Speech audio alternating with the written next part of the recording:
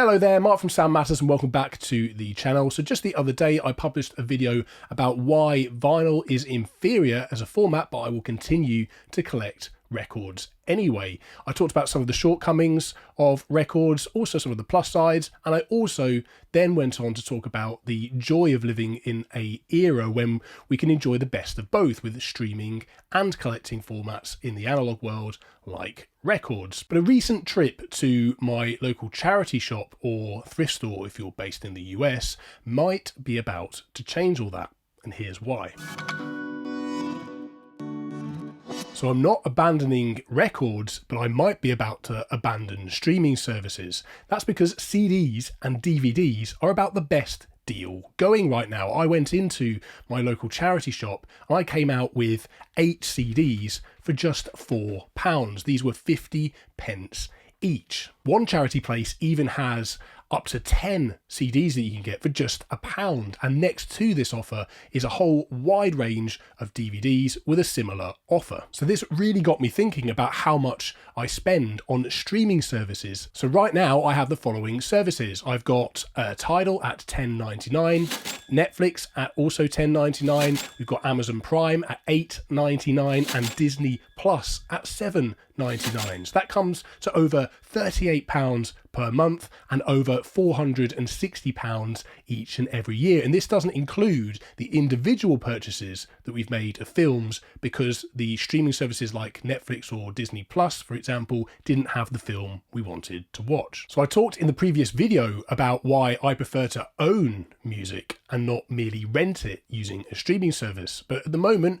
up until now, I've been using the best of both as an attitude, but I've continued to collect records because music just means more to me and the experience is more authentic and engaging when I've got that physical medium. And this is made even more important when I consider the amount of wasted money we've spent on buying films with services that no longer really work for us. So we did buy a whole bunch of films, for example, using a streaming service called Rakuten, bought a new TV and found that the app on the TV didn't work properly and actually came up in a completely different language, couldn't get it to switch to English, and therefore all of the money we basically spent on the films using that platform had pretty much gone to waste. So it just demonstrates that when you buy these things through streaming services, you don't actually really own it. If that platform changes, say the ownership changes or it goes bust or whatever, I have no idea what might happen to Amazon as we go forward. I mean, there's not a lot of chance that Amazon's going to go bust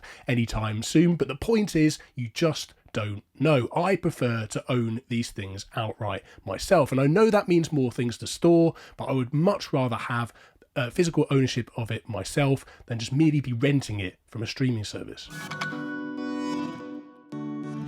And while vinyl and records in general is just my favourite way to enjoy music, CDs have an important part to play within the mix. And just think, if I abandoned all those streaming services, how many CDs I could buy each and every week or month to build up my own library. And the other thing I talked about in the previous video was just that kind of choice paralysis thing. With streaming services, you're put in front of an infinite amount of choice, and I find restricting my choice actually makes it easier to choose something to listen to, and you don't just open up a streaming platform and just endlessly scroll or sit there and go, well, I could choose anything, so therefore I'm overwhelmed, and you end up just choosing nothing. But CDs can add into the mix with this for me. So I think they're convenient for the car, and they're convenient for more casual listening as well. And I can always, upload these to my computer, perhaps create a local network drive within my home, and I can just stream them from that as well. I can have kind of the best of both. There's a little bit more work involved, but you could do that in theory as well. So I picked up a few CDs.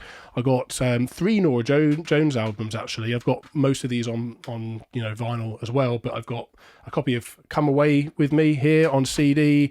I also picked up her second album, which is called Feels Like Home. I picked up Not Too Late, which is the one that follows that, I believe, as well. And then on top of this, I picked up some other interesting pieces. The first Moby album from the late 90s, really good album actually.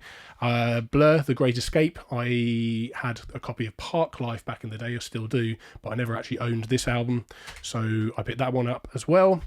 I got a copy of Radiohead in Rainbows, which I think is a really great album from 2008, and a copy of Feeder, Comfort in Sound. This one actually kind of reminded me why I actually thought, after I got past the first two singles, which are okay on this, the rest of the album is full of filler, and it reminded me why I thought so many rock bands back in the early 2000s were just plain dull. There was so many dull rock bands about in the early 2000s. It was a pretty boring time after the excitement of the 90s.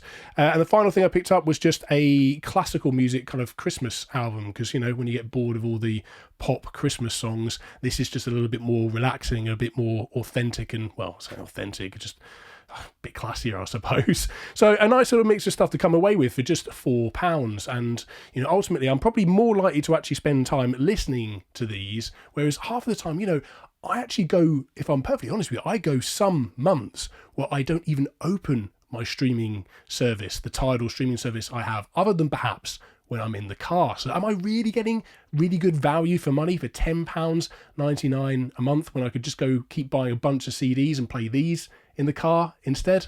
Yeah, I don't know.